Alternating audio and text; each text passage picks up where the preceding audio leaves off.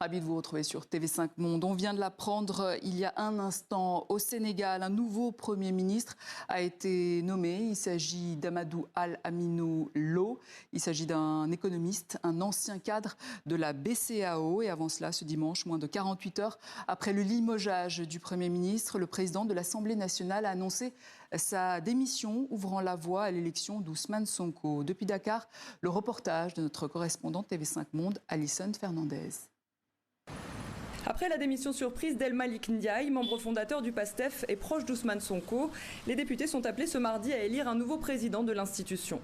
Une recomposition qui ouvre la voie à l'élection au perchoir d'Ousmane Sonko, limogé vendredi de son poste de Premier ministre. Pour le député Guy Marius Sagna, connu pour ses positions souverainistes, l'heure est à la mobilisation derrière le parti au pouvoir.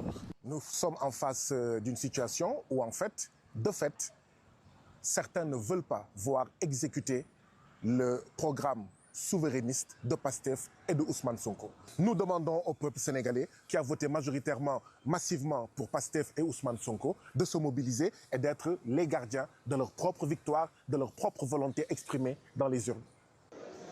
Avec 130 députés sur 165, le PASTEF domine largement l'Assemblée. Ce mardi, la réintégration d'Ousmane Sonko au sein de l'hémicycle sera examinée par les députés en séance plénière. Pour la coalition d'opposition Taku Walou Sénégal, cette réintégration est illégale.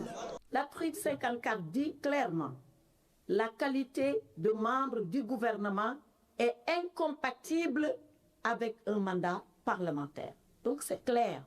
Si maintenant on laisse passer ce forcing que la majorité veut nous imposer à l'Assemblée nationale, il s'agira tout simplement d'un coup d'État institutionnel. Les députés de l'opposition appellent le président de la République à saisir le Conseil constitutionnel. Des événements qui redessinent les rapports de force entre Bassirou Diomaye Faye et le PASTEF. Pour Mamadou Albersi, analyste politique, une question sera centrale pour la suite de la cohabitation, le choix du prochain Premier ministre. C'est tout l'enjeu pour le futur gouvernement. Est-ce que le président va chercher le compromis avec le PASTEF? Si c'est le compromis, il va prendre quelqu'un qui est capable de parler et à l'exécutif et au législatif.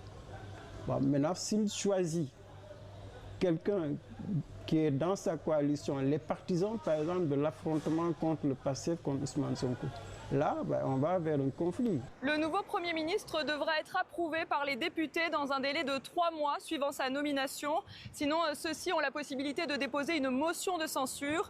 Quant à une éventuelle dissolution de l'Assemblée, elle est juridiquement impossible avant le mois de novembre, soit 2 ans après l'installation de l'actuelle législature.